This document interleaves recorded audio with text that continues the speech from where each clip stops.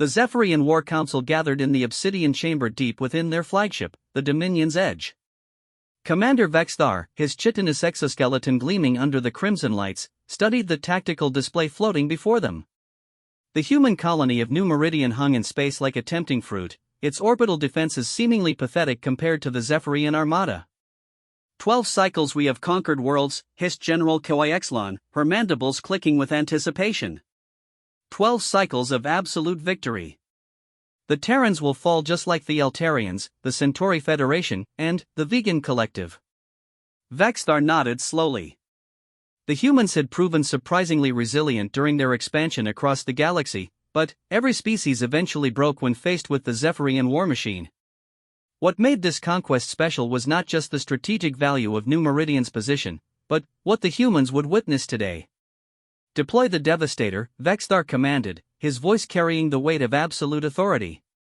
A collective shiver ran through the assembled officers. The Devastator was their ultimate weapon, a bioengineered creature of such terrible power that entire civilizations had surrendered at merely hearing descriptions of it. Standing 30 meters tall, with crystalline armor plating that could deflect plasma fire, razor-sharp claws capable of tearing through starship hulls, and a psychic scream that could drive lesser beings insane, the Devastator had never failed to break enemy morale completely.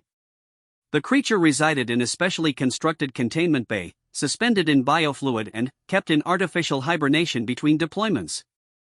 As the Zephyrian technicians began the awakening sequence, Vexthar felt the familiar surge of pride. Their scientists had spent generations perfecting this ultimate predator, combining the most lethal traits from dozens of conquered species into one perfect killing machine. On the surface of New Meridian, Colonial Administrator Sarah Chen received the final evacuation reports. The civilian population had been moved to underground shelters, and their small defense fleet was positioned to buy time for the evacuation ships. She knew they couldn't win against the Zephyrian armada, but they could at least try to minimize casualties. "Ma'am," called Lieutenant Rodriguez from the communications station, "we're detecting some kind of massive energy signature from their flagship. It looks like they're deploying something big." Sarah moved to the tactical display, watching as a massive object detached from the alien vessel. The readings were unlike anything in their databases, biological, but infused with technology in ways that seemed impossible. "Whatever it is, it's heading for the capital city," Rodriguez reported, his voice tight with concern. The Devastator broke through New Meridian's atmosphere like a falling star, its entry shielded by energy fields that turned the sky purple with exotic radiation. As it descended, its psychic emanations began affecting the planet's wildlife. Birds fled in massive flocks, predators cowered in their dens, and even the planet's large herbivores began stampeding away from the landing zone. The creature touched down in the central plaza of New Geneva, the colonial capital, with an impact that shattered windows for kilometers around. Slowly, majestically, it rose to its full height, its multiple eyes scanning the abandoned streets while its sensors analyzed the environment. From their shelters, the few remaining humans caught glimpses of the monster through security feeds. Its body was a nightmare fusion of organic and synthetic components, living tissue that pulsed with alien veins covered by metallic armor that seemed to grow from within. 6 powerful limbs ended in claws that sparked with energy, and its elongated skull housed a brain capable of tactical analysis that rivaled most military computers. The Devastator began its programmed behavior, systematically destroying every building in sight. Each swipe of its claws sent chunks of concrete and steel flying. Its tail, tipped with a plasma generator, carved through structures like they were made of paper. The psychic scream it periodically released shattered any remaining glass and would have driven any unprotected human to madness. On board the Zephyrian flagship, the command staff watched with satisfaction as their ultimate weapon performed exactly as designed. The tactical feeds showed the creature methodically demolishing the human settlement while scanning for any signs of resistance. "Magnificent," breathed General Koyexlon. "The humans must be paralyzed with terror by now. Perhaps they will surrender without requiring us to deploy ground forces." Commander Vexthar was about to agree when something unexpected appeared on their screens. A single figure had emerged from one of the buildings near the plaza, a human, walking slowly but steadily toward the Devastator. "What is this?" Vexthar demanded. "Why hasn't the creature's psychic field affected this individual?" The tactical officer manipulated the display, zooming in on the figure. It was a middle-aged human male, wearing simple civilian clothing and carrying what appeared to be a small container of some kind. He showed no signs of the terror or madness that should have overwhelmed him the moment he came within range of the Devastator's mental attacks. "Perhaps this human is genetically defective," suggested KYXLon. "Some species produce individuals immune to psychic influence." The Devastator had noticed the approaching human as well.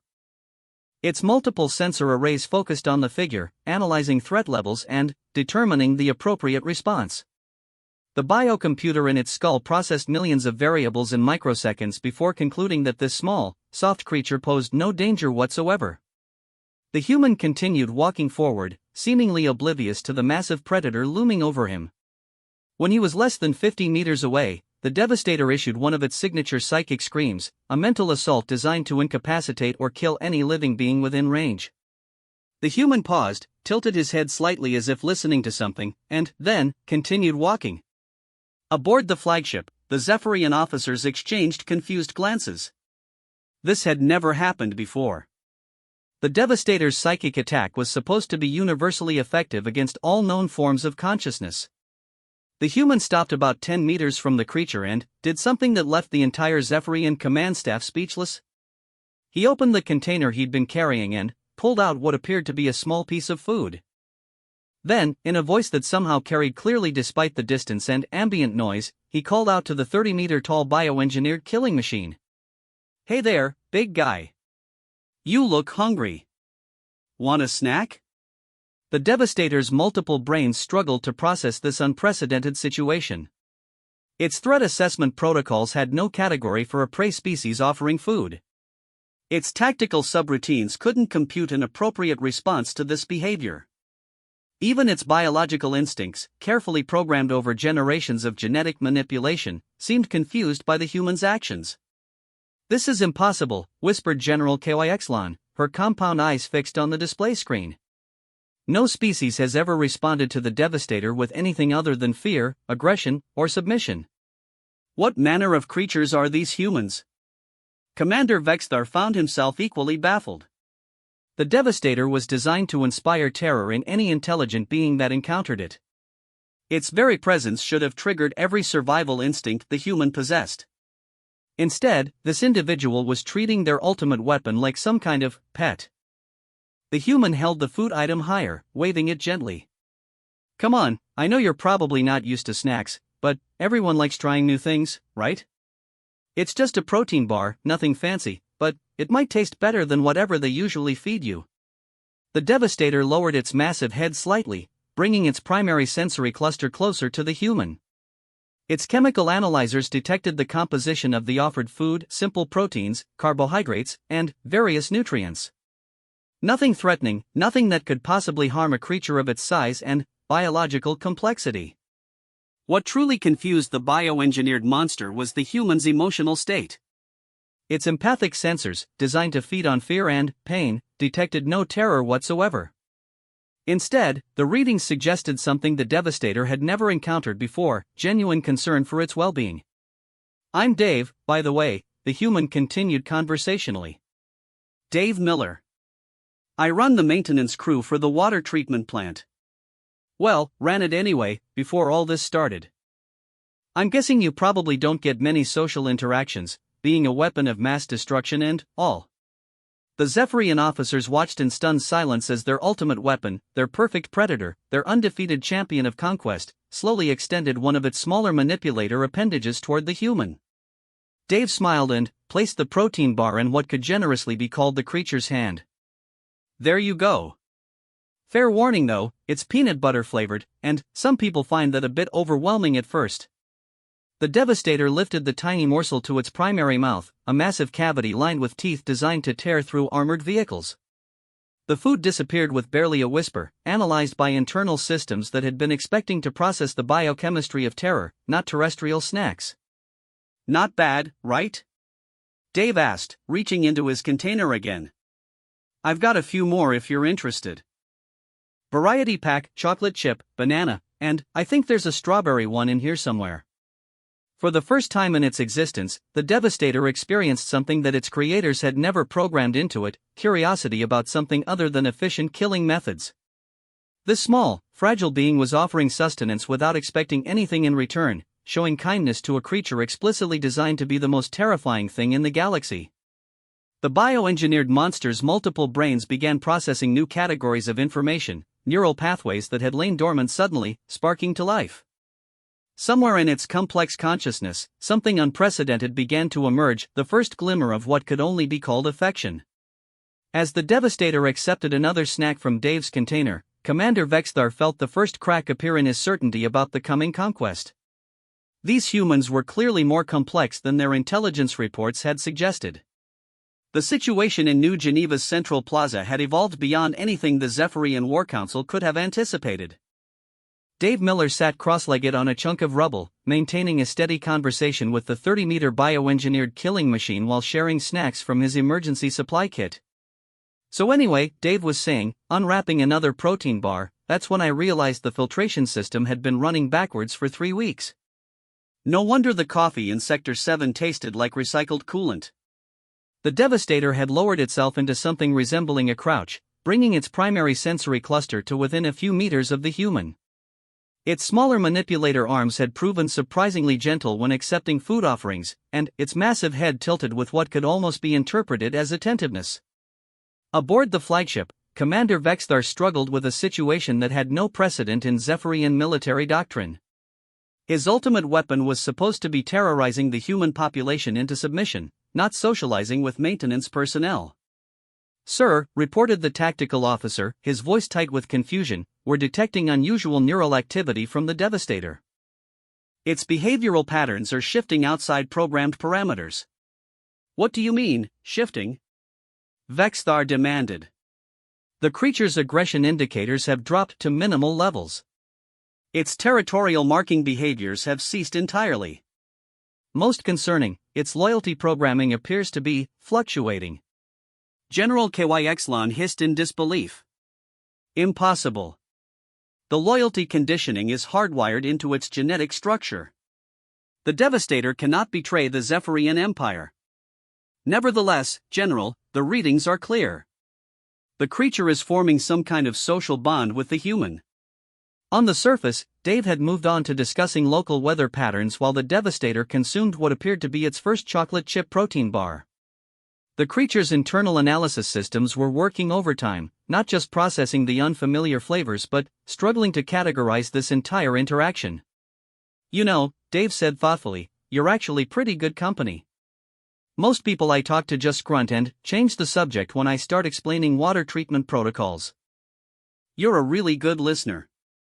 The Devastator's multiple consciousness centers were experiencing cascading confusion.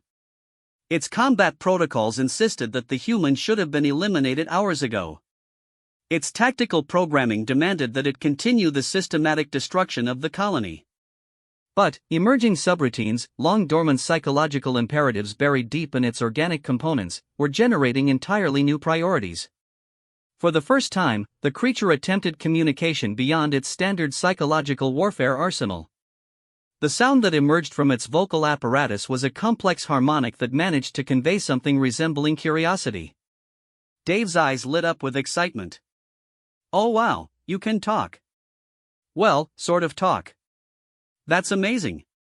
Are you trying to ask me something?" The Devastator's attempt at speech had been detected by every sensor on the Zephyrian fleet. The command staff stared at their instruments in shock, watching readouts that showed their bioweapon attempting to engage in actual conversation rather than simply terrorizing its targets. "This is a catastrophic malfunction," General Kyxlon declared. "We must recall the Devastator immediately and reset its conditioning." Commander Vexthar considered this option, but something made him hesitate. The Devastator had never failed a mission, never shown the slightest deviation from its programming. If it was changing now, perhaps there was something about these humans that warranted further study. "Maintain observation," he ordered. "But prepare the recall signal in case intervention becomes necessary." Meanwhile, Dave had stood up and was examining the Devastator's exterior armor plating with the practical eye of someone who spent his career maintaining complex systems. "This is incredible engineering," he said, running his hand along one of the creature's lower limbs. "Biomechanical integration at this level should be impossible." The stress tolerances alone must be off the charts. How do you manage the thermal regulation between organic and synthetic components? The Devastator found itself in the unprecedented position of wanting to explain something to a potential prey species. Its vocal apparatus was not designed for complex communication, but it managed to produce a series of harmonics that conveyed information about its internal cooling systems. Dave listened intently, occasionally nodding as if he could actually understand the alien creature's attempts at explanation. Fascinating. You're using the biofluid as both a coolant and a nutrient delivery system. That's brilliant. No wonder you can operate at such high energy levels without overheating. The conversation continued for another hour, with Dave displaying a genuine fascination for the creature's construction while the Devastator found itself increasingly interested in the humans' perspectives on engineering and maintenance. Neither participant seemed aware that they were engaging in what amounted to the first peaceful interspecies technical discussion between humans and Zephyrians in recorded history. By this point, the situation had attracted attention throughout the human colony. Despite evacuation orders, some brave souls had crept close enough to observe the unprecedented scene through various monitoring devices. Word spread quickly through the underground shelters. The terrifying alien weapon was having a friendly chat with Dave from water treatment. Colonial Administrator Sarah Chen found herself in the bizarre position of managing a crisis that had somehow transformed into an informal diplomatic contact. Her communications officer kept providing updates that sounded increasingly surreal. Ma'am, civilian reports indicate that Maintenance Chief Miller is now showing the alien creature how to optimize biofluid circulation patterns using basic thermodynamic principles. I'm sorry, Lieutenant. Could you repeat that? The alien weapon appears to be receiving engineering advice from our water treatment supervisor. Sarah rubbed her temples, trying to process a situation that had moved far beyond any contingency planning they'd ever done. And the creature is receptive to this advice? According to sensor readings, yes ma'am. It's actually implementing some of Miller's suggestions. Biomechanical efficiency has improved by 12% in the last 30 minutes. The Devastator was indeed incorporating Dave's recommendations, its adaptive systems automatically adjusting circulation patterns and thermal management protocols based on the human's insights. The creature's multiple brain centers were discovering that collaborative problem-solving produced better results than simple programmed responses. This revelation was causing cascade failures throughout its conditioning. If cooperation with other species could improve its performance, then, perhaps its creator's emphasis on dominance and terror was suboptimal. The logical conclusion was almost unthinkable. The Zephyrian Empire might be wrong about the necessity of conquest. Dave, oblivious to the philosophical revolution he was causing in the bioweapons consciousness, had moved on to discussing proper maintenance schedules. The thing about complex systems, he explained while offering the creature another snack, is that they need regular care, not just emergency repairs. When's the last time anyone checked your neural pathway efficiency or cleaned your sensor arrays? The Devastator's harmonic response carried undertones that suggested it had never received anything resembling routine maintenance. It was built, deployed, used, and then placed back in storage until the next conflict. That's terrible. Dave exclaimed. No wonder you looked stressed when you first landed. A system as sophisticated as you needs proper care. Look, I know we're supposed to be enemies and all, but would you like me to show you some basic self-maintenance techniques? Everyone should know how to take care of themselves. The offer of care from a member of a species the Devastator was supposed to be terrorizing created another cascade of confusion in its programming. But the emerging emotional centers of its consciousness recognized something it had never experienced before: genuine concern for its well-being. As Dave began explaining basic maintenance principles, using examples from water treatment systems that somehow applied to biomechanical organisms, the Devastator made a decision that would reshape its entire existence. It chose to trust the small, kind human who offered snacks and showed concern for its health over the empire that had created it as nothing more than a weapon. The psychological transformation was so profound that alarm signals began screaming throughout the Zephyrian fleet. Their ultimate weapon had just experienced something that its creators thought impossible: the development of free will. Commander Vexthar watched his tactical displays in growing alarm as the Devastator's loyalty programming collapsed entirely. The creature was no longer following Zephyrian command protocols. Instead, it was learning maintenance techniques from a human and, apparently, enjoying the experience. "Sir," reported the communications officer, "we're losing all command authority over the Devastator. It's no longer responding to our control signals." Vexthar realized that they were witnessing something unprecedented in galactic history, the complete psychological liberation of their ultimate bioweapon through an act of simple kindness. The implications were staggering, not just for this mission but for the entire Zephyrian approach to conquest. The transformation of the Devastator from weapon to willing participant in interspecies cooperation had created ripple effects that neither the Zephyrians nor the humans could have anticipated. Dave Miller, still completely unaware of the galactic significance of his impromptu maintenance tutorial, had just finished explaining the importance of regular system diagnostics. "See, the key is preventive care," Dave said, patting one of the creature's massive limbs with the casual affection someone might show a friendly dog.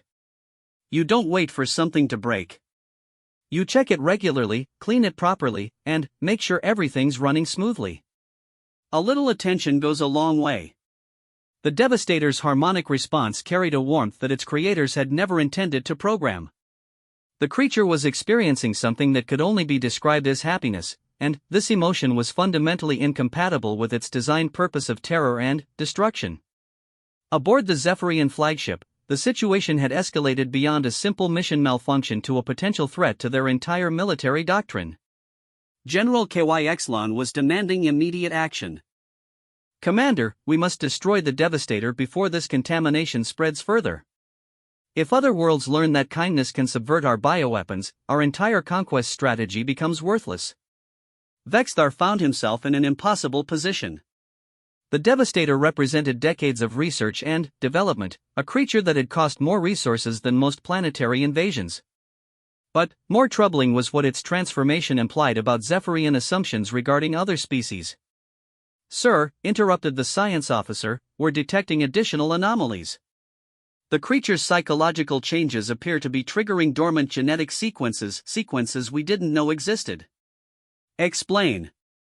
"The Devastator's base genetic template includes DNA from dozens of conquered species. Apparently, some of those species possess natural tendencies toward cooperation and social bonding. The human's kindness has activated these suppressed traits." The implications were staggering. For generations, the Zephyrians had been creating bioweapons using genetic material from species they'd destroyed, never realizing they were incorporating positive social behaviors that simply needed the right trigger to emerge. On the planet's surface, Dave had moved on to discussing work-life balance, apparently having decided that the Devastator needed life advice along with maintenance tips. "The thing is, everyone needs downtime," Dave explained. "Even the most sophisticated systems need rest periods to process information and reset their parameters. When's the last time you had a vacation?" The concept of recreational time was so foreign to the Devastator that its translation systems couldn't find an appropriate response. It had been created for war, used for war, and stored between wars. The idea that it might deserve time for its own interests had never occurred to its multiple consciousness centers. Dave seemed to understand this dilemma intuitively. "You know what? After we get this whole invasion thing sorted out, and I'm sure we will somehow, you should come back and visit. I could show you the water treatment plant. It's not glamorous, but there's something peaceful about systems working exactly the way they're supposed to. Plus, I make excellent coffee." The offer of future friendship, casually delivered as if interspecies warfare was just a minor scheduling conflict, triggered something profound in the Devastator's evolving consciousness. For the first time, it began to imagine a future beyond military service, a future where it could choose its own purpose. This psychological breakthrough manifested as a low, resonant harmonic that carried across the plaza. To Dave, it sounded like contentment. To the Zephyrian fleet monitoring from orbit, it sounded like rebellion. "The creature is now actively resisting all control signals," reported the tactical officer. "Sir, it's beginning to move toward our landing coordinates." Commander Vexthar checked his displays and felt a chill of apprehension. The Devastator was indeed moving, but not in the pattern of mindless destruction they'd programmed. Instead, it was carefully avoiding the human infrastructure while making its way toward the spaceport where Zephyrian ground forces were preparing to deploy. "What are its intentions?" he demanded. "Unknown, sir, but given its psychological transformation, we must assume hostile intent toward our forces. The irony was not lost on Vexthar that their ultimate weapon was now potentially their greatest threat, but he realized they had created this situation through their own failure to understand the species they sought to conquer. Meanwhile, Dave had noticed the Devastator's movement and decided to accompany his new friend. "You heading somewhere? Mind if I tag along? I've never seen a Zephyrian landing force up close."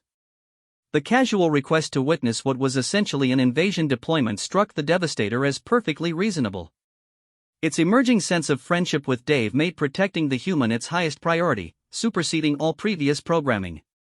When the Devastator arrived at the spaceport with Dave riding on its shoulder like some bizarre interspecies friendship parade, the Zephyrian ground troops were unprepared for the sight.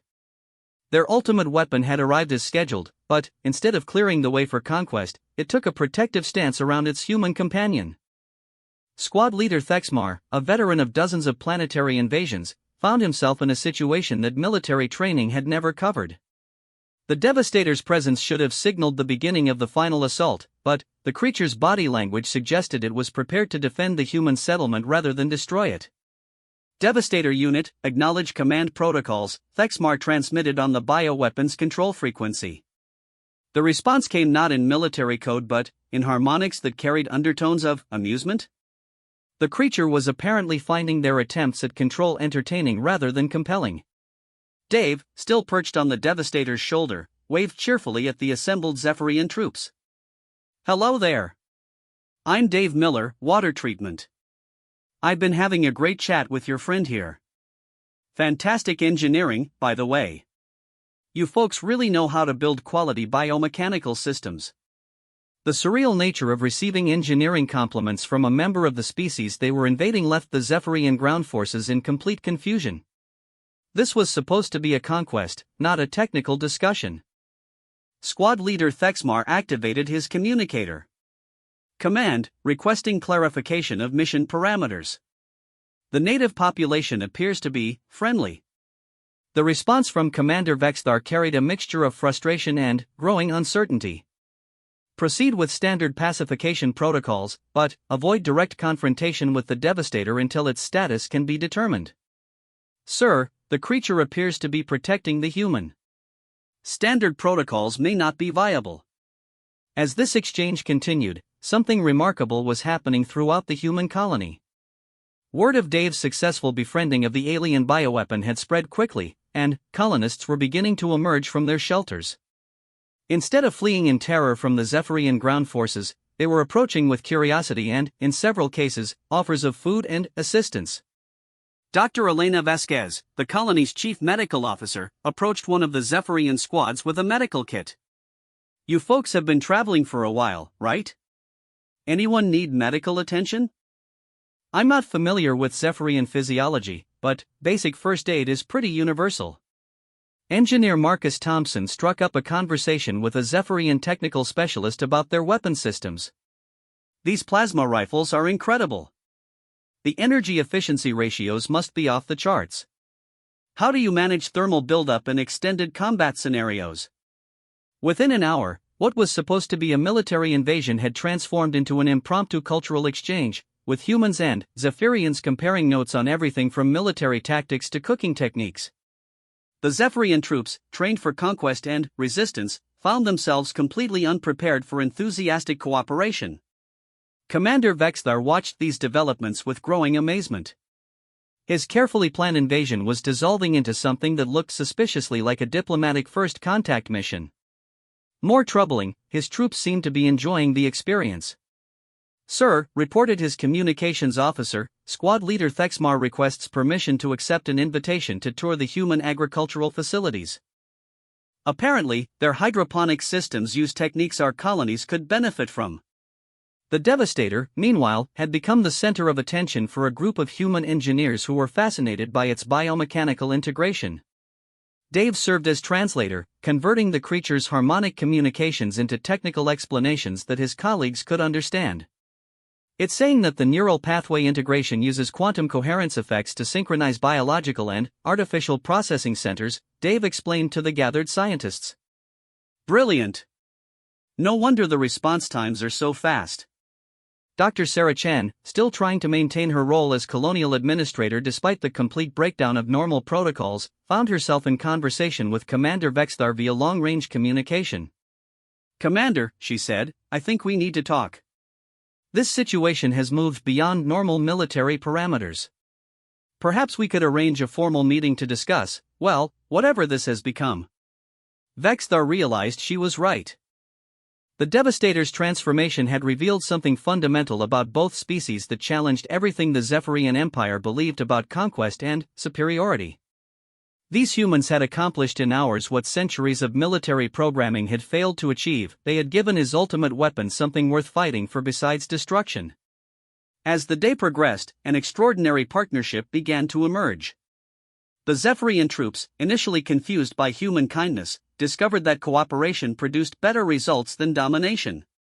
The humans, fascinated by Zephyrian technology and bioengineering, offered insights that solved problems the invaders hadn't even realized they had. The Devastator, now firmly committed to protecting its new friends, became a bridge between the two species. Its unique perspective, combining Zephyrian military knowledge with newly awakened social consciousness, helped translate not just languages but entire ways of thinking. By evening, the plaza where the creature had first landed hosted an unprecedented scene, humans and Zephyrians working together to improve both their technologies, sharing meals, and planning joint research projects. The invasion had become an alliance, all triggered by one maintenance worker's simple act of offering a snack to a frightening alien creature. Dave Miller, the unwitting architect of this transformation, sat beside his massive friend watching the sunset. "You know," he said thoughtfully, "I think this worked out pretty well. Sometimes the scariest things just need a little kindness to show their better nature." The Devastator's harmonic response carried agreement, contentment, and something that sounded remarkably like laughter. In the distance, former enemies worked side by side, building something neither species could have achieved alone.